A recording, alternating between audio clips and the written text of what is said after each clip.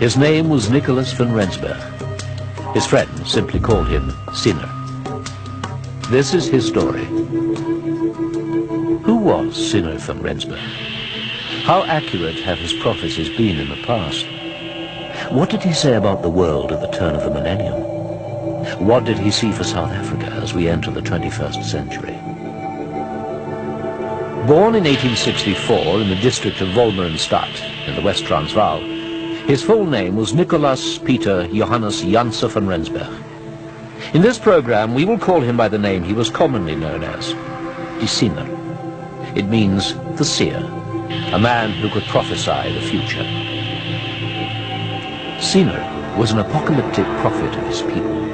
His visions are couched in the searing language of the prophets of the Old Testament. The images in which they came to him often match the frightening symbolism of the visions of John in the book of Revelation.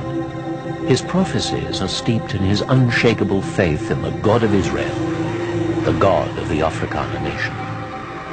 Of himself he said, "I am only a messenger from God."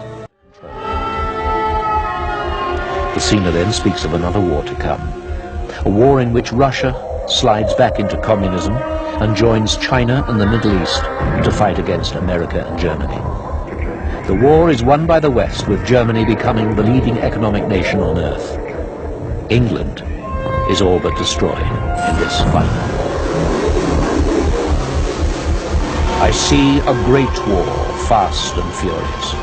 It will be fought mostly from the skies. I see weapons that we have not even dreamt of.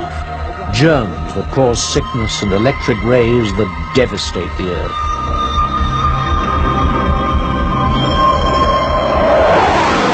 It is well known that Saddam Hussein's germ warfare capability is still a threat, that Russia is creating a new USSR, and that the Americans have not abandoned their Star Wars program.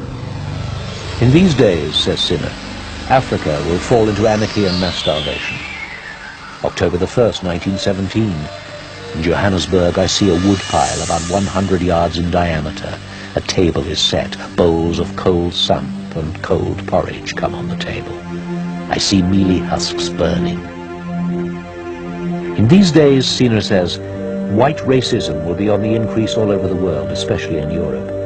For the Afrikaner nation, it will be a dark time when many forces will be aligned against it. But then, he says, the Afrikaners will rise again and regain their freedom.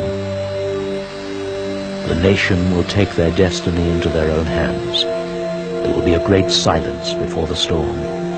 I see a pail full of blood toppling, falling. And from the pail will rise the Vierkleur flag to fly again over a free nation. When will this happen? When people asked Siener for dates, he simply said, "The time and place is known only to the Lord." But there are some indicators. In 1916, he tells his friend, Boy Musman, "There will come a time when I will be once again in the news. In those days, I see we are still fighting amongst ourselves. Then it is over, and we will have a black government. It is then that the Afrikaners' final and fiercest struggle will begin."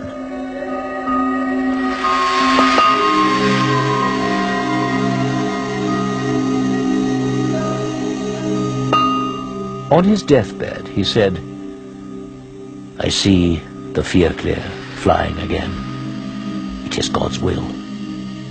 You will fight differently from the way we fought, but there will be more of you this time." And then he said something strange.